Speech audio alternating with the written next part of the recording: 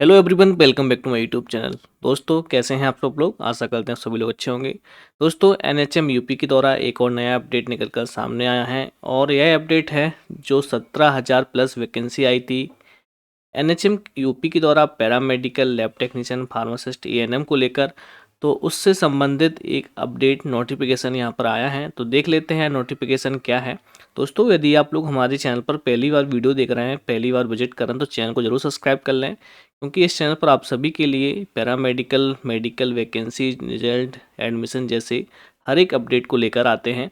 तो आज का अपडेट है एनएचएम यूपी के द्वारा जारी, देख लेते हैं 19 जुलाई को अभी हाल ही में इसकी वेबसाइट पर पब्लिश किया गया है। यहाँ पर लिखा हुआ दोस्तों, state programme management unit, national health mission Uttar Pradesh. Notification है 19 जुलाई को अभी कल ही वेबसाइट पर पब्लिश किया गया है। दोस्तों, आपको ये जानकारी दे देते हैं कि यहाँ पर जो वैकेंसी थी 17,000 वैकेंसी थी। यहाँ पर ये पोस्ट आपके शामिल थी ANM, staff nurse, lab technician and pharmacist. ठीक दोस्तों, जो कि अंडर एनएचएम यूपी के द्वारा निकाला गया था, जिसका विज्ञापन 26 नवंबर 2022 को निकाला गया था। ये इसका विज्ञापन क्रमांक था, आप सभी को याद होगा। और आप सभी लोग इस एग्ज़ाम को दिए, इसके बाद रिजल्ट का वेट कर रहे हैं। सभी लोग बेसब्री से रिजल्ट का वेट हो रहा है कि इसका रिजल्ट कब आता है। तो इससे संबंधित सूचना ये है कि 19 जुलाई को अभी हाल ही में नोटिफिकेशन आया है, लेकिन रिजल्ट से संबंधित नहीं है, लेकिन थोड़ा मिलता जुलता है। यहाँ पर एक उन्होंने रूल लागू किया है, टाई ब्रेकिंग क्राइटेरिया। ठीक है, एक टाई ब्रेकिंग क्राइटेरिया क्या होता है दोस्तों? इसमें ये है कि यदि कोई अभ्यर्थी, कोई कैंडिडेट्स हैं जिसके रिजल्ट में मार्क्स समान आते हैं, उस श्रेणी में किसको सीट दी जाएगी, तो उसी के अंतर्गत ये नियम बनाए गए हैं। हालांकि नियम पहले से ही थे, लेकिन उन्होंने नोटिफिकेशन में दिया है। कई नोटिफिकेशन में भी ये ऐड कर देते हैं। तो यहाँ पर उसी से संबंधित एक टाई ब्रेकिंग क्राइटेरिया दिया गया है। ठीक है, तो देख लेते हैं। In case of tie of marks obtained by more than one candidates, the resolution will be done in following order। लिखा हुआ है, यदि एक से ज़्यादा अभ्यर्थियों के समान अंक आते हैं तो उनको कैसे रिसोल्यूशन किया जाएगा। ठीक है, उनको रिसोल्यूशन, ये 5 यहाँ पर ऑर्डर दिए हैं, नियम दिए गए हैं, ABCD देख सकते हैं और E तक। ठीक है, इस 5 नियमों के अंतर्गत आपके जो मार्क्स हैं, जो किसको सीट मिलनी चाहिए समान अंक आने पर, इसका निर्धारण किया गया है। तो सबसे पहले यहाँ पर देख लेते हैं ए नंबर पर क्या लिखा हुआ है। Candidates achieved higher marks in discipline related part section first will be placed higher in the merit. यहाँ पर लिखा हुआ है, यदि किसी अभ्यर्थी के मेरिट पे फर्स्ट आता है तो उसको ये सीट मिल जाएगी। ठीक है, यहाँ पर समान अंक का बात नहीं लिखा हुआ है, यहाँ पर स्पष्ट लिखा है कि यदि जिस कैंडिडेट्स के हाईएस्ट मार्क्स आते हैं तो उनको सीट दे दी जाएगी। सेकंड पे लिखा हुआ है, in case of tie is mentioned at a above the candidates older in date of birth will be placed higher।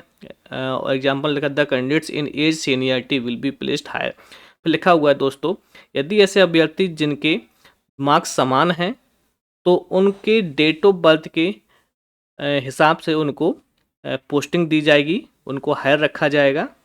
जैसे कि मार्क्स समान हैं और किसी के 70 मार्क्स हैं और सेकंड कैंडिडेट्स के भी 70 मार्क्स हैं, तो उनका डेट ऑफ बर्थ चेक किया जाएगा। जिनका डेट ऑफ बर्थ हाई रहेगा, ठीक है, और जिनका डेट ऑफ बर्थ में बड़ा पाया जाएगा तो उसको पहले सीनियरिटी दी जाएगी। ठीक है, और उसी हिसाब से आगे सी में लिखा है, in case of tie as mentioned at A and B above the candidates with name in alphabetical order will be placed higher. लिखा हुआ है, यदि डेट ऑफ बर्थ से भी काम ना चले तो उसके बाद उनके नाम के जो पहला अल्फ़ाबेटिकल वर्ड्स है उसके हिसाब से उनको सीनियरिटी दी जाएगी, उनको मतलब स्थान दिया जाएगा।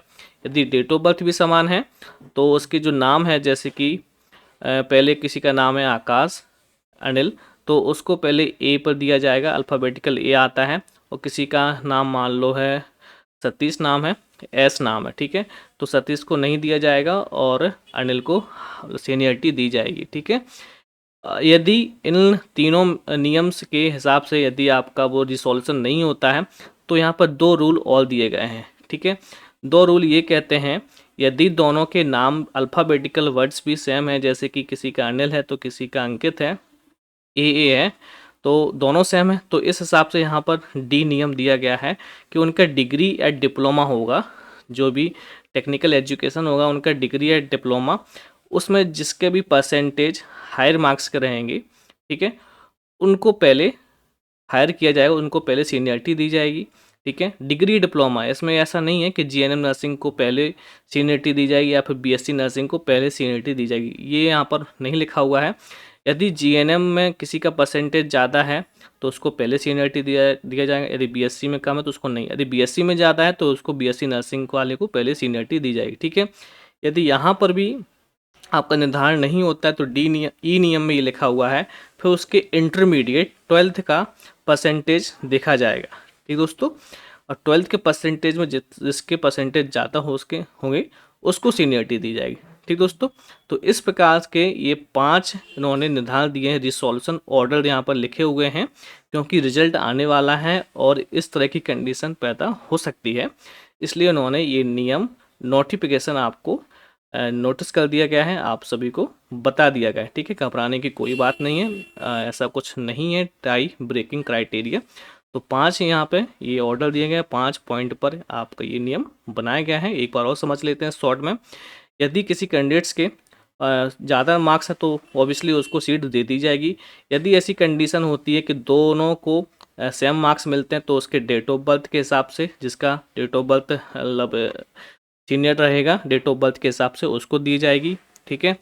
और यहाँ से अगर सेकंड बी से काम नहीं चलता है तो फिर यहाँ पर देखा जाएगा अल्फ़ाबेटिकल नाम में जिसका अल्फ़ाबेटिकल जिसका पहले होगा, ए वालों को पहले दिया जाएगा, आर एस उनको बाद में दिया जाएगा। यदि अल्फ़ाबेटिकल सेम होते हैं तो उस कंडीशन में डिग्री डिप्लोमा के परसेंटेज, यदि डिग्री डिप्लोमा में भी परसेंटेज सेम पाए जाते हैं तो फिर इंटरमीडिएट के परसेंटेज के हिसाब से सीनियरिटी दी जाएगी, ठीक है दोस्तों। तो ये है अपडेट, और इसका नोटिफिकेशन आपको हमारे वीडियो के नीचे डिस्क्रिप्शन में मिल जाएंगे, जिससे आप लोग भी आसानी से पढ़ सकें, ठीक दोस्तों। तो आप लोगों का रिजल्ट जल्दी आने वाला है और चैनल को जरूर सब्सक्राइब कर लें, वीडियो को लाइक एंड शेयर जरूर करते जाएं। तो थैंक यू फॉर वॉचिंग।